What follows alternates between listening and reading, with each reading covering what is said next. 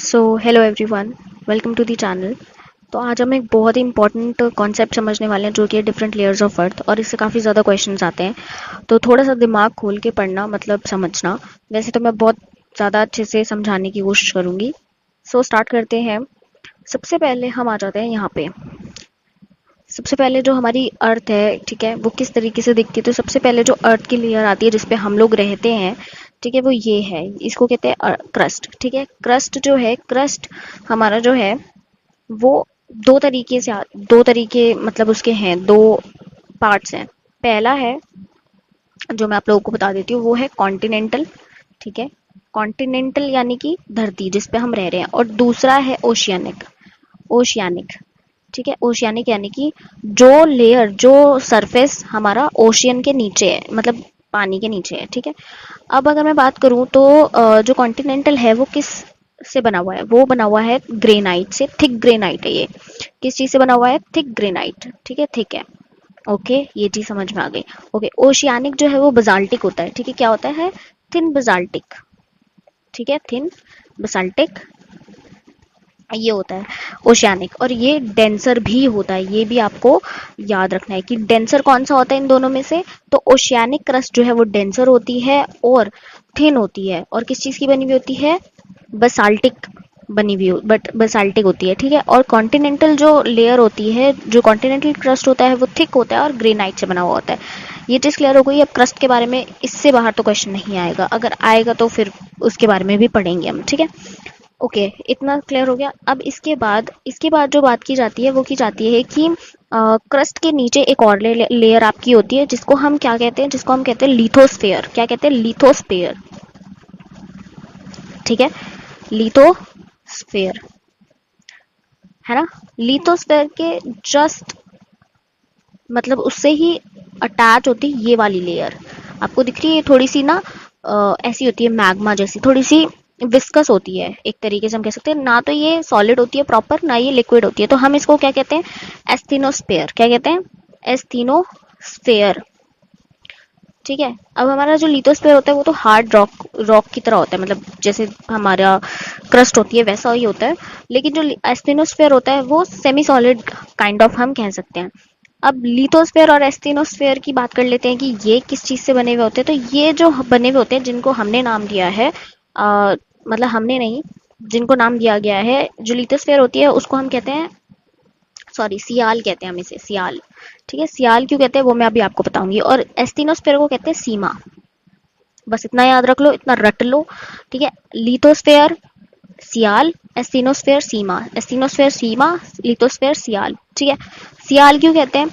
क्योंकि हमने इसका नाम कैसे रखा है सियाल, यानी कि सियाल जो लिथोस्फेयर होता है उसमें कंटेंट किस चीज का होता है? एल्यूमिनियम का।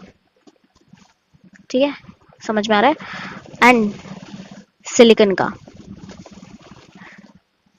और एस्टिनोस्फेयर में जो कंटेंट होता है वो होता है सिलिकन का और मैग्नीशियम का।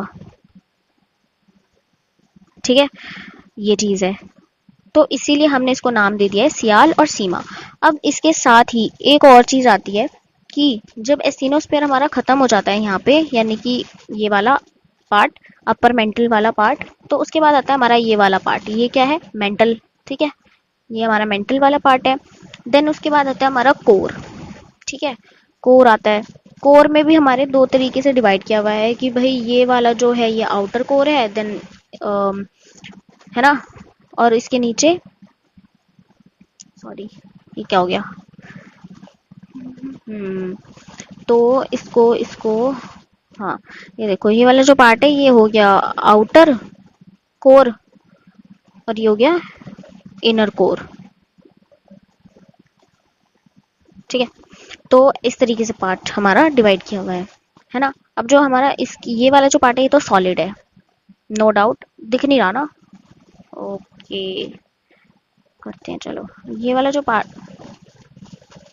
ये वाला जो पार्ट है ना, ये तो सॉलिड है ये। ठीक है, अब आते हैं यहाँ पे, देखो कि जो हमारा ये है ना, आउटर कोर, ये भी एक अलग तरीके से बना हुआ है। इसको भी हमने नाम दिया है क्या? निफे। निफे। अब निफे क्यों दे दिया भाई? एज वी ऑल नो, निकल, एनएफई, आयरन, ठीक है। आउटर कोर में किस चीज का कंटेंट है? निफे का, निफे निकल आयरन। क्वेश्चन मैं आपसे पूछती हूँ कि लिथोस्फेयर में किस चीज का कंटेंट है? लिथोस्फेयर का क्या नाम है? सियाल। एस्टिनोस्फेयर का क्या नाम है? सीमा। क्यों क्यों है? क्योंकि सियाल जो है वो सिलिकॉन और एल्यूमिनियम से बना हुआ है और सीमा जो है वो सिलिकॉन और मैग्नीशियम से बनी हुई है। आउटर कोर की बात करें तो आउटर कोर जो है वो हमारा निफे से बना हुआ है। निफे क्या है? निकल और आयरन, ठीक है। क्लियर हो गया इतना? ओके। अब अब थोड़ा सा एक और चीज पढ़ते हैं जो कि इम्पोर्टेंट है। चलो इससे पहले एक चीज और कवर कर लेते हैं, चलो वो बाद में ही करेंगे, ठीक है। तो उससे पहले यहाँ पे हम स्टार्ट करते हैं। देखो, हम स्टार्ट करते हैं डिसकंटिन्यूटी, जो कि अगेन एक बहुत ही इंपॉर्टेंट चीज है। तो डिसकंटिन्यूटी की हम बात करें तो डिसकंटिन्यूटी हम कैसे पढ़ते हैं? देखो, डिसकंटिन्यूटी की अगर मैं बात करूँ तो डिसकंटिन्यूटी एक बहुत ही इंपॉर्टेंट पार्ट है ज्योग्राफी में, क्योंकि इससे क्वेश्चंस आते हैं और इसमें कंफ्यूजन भी बहुत होती है, ठीक है। डिसकंटिन्यूटी, तो डिसकंटिन्यूटी में सबसे पहले जो हमारी कंटिन्यूटी आती है वो होती है कॉनरॉड डिसकंटिन्यूटी। दूसरी आती है हमारी मोरोविक डिसकंटिन्यूटी। देन आती है हमारी रेपिटी। देन आती है हमारी ग्यूटनबर्ग। देन हमारी लेमन, ठीक है। अब इसको हम कैसे याद करते हैं? इसको वो याद करने के काफी सारी तरीके हैं। जो मैंने याद किया है वो इस तरीके से किया है। कोई मोड़, ठीक है, कोई मोड़, मोड़, मोड़, ठीक है। मोरविक को, कोई मोड़, रपट रपीटी, ग्यूटनबर्ग गयो ले, ठीक है। कोई मोड़, रपट, गयो ले, इस तरीके से मैंने याद किया है। आपके अपनी अपनी चॉइस हो सकती है, आप जिस तरीके से भी याद करना चाहो, ठीक है। तो अब मैं आपको बता देती हूँ यहाँ पे कि ये किस तरीके से आता है। तो ये देखो, यहाँ पे अगर मैं बात करूँ कि ये कहाँ कहाँ पे हमारा आता है, तो जो ये वाला पार्ट है ना कंटिन्यूटी का, ये कोनराड वाला, ये आता है अपर एंड लोअर क्रस्ट में। अपर एंड लोअर क्रस्ट ऐसे करके लिख लो, याद रहेगा, अपर एंड लोअर क्रस्ट। उसके बाद आता है lower crust and upper mantle. ये लोअर क्रस्ट, यहाँ पे लोअर क्रस्ट, ठीक है, ऐसे लोअर, अरे यार, lower and lower crust and upper mantle, इसको लिख लो यहाँ पे, lower mental and upper core, ठीक है। और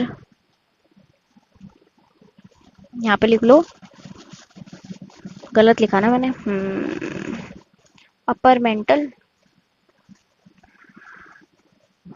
रेपिटी जो है वो लोअर मेंटल में आता है, ठीक है, lower mental, lower mental and upper core, and ये हो गया अपर कोर एंड मतलब outer core and inner core, ये ऐसे है, ठीक है। तो ये इजीली याद हो जाएगा, इसमें कोई बड़ी बात नहीं है। पहला याद रखो बस कि अपर एंड लोअर क्रस्ट, उसके बाद लोअर क्रस्ट से अपर मेंटल, अपर मेंटल से लोअर मेंटल, लोअर मेंटल से अपर क्रस्ट मतलब आउटर क्रस्ट, और आउटर क्रस्ट से इनर क्रस्ट, बस बात खत्म। अब मैंने समझ में मतलब मैंने जिस तरीके से याद किया वो मैंने आपको बता दिया कि कोई मोड़, रपट, गयो ले, ठीक है, बस इस तरीके से याद कर लो, या कोई भी आपका कोई भी मेथड हो सकता है, उस तरीके से याद कर लो। तो आई होप कि ये चीज़ें आपको समझ में आ गई होगी। और हाँ, ठीक है, सो यस, मिलते हैं आपसे नेक्स्ट वीडियो में।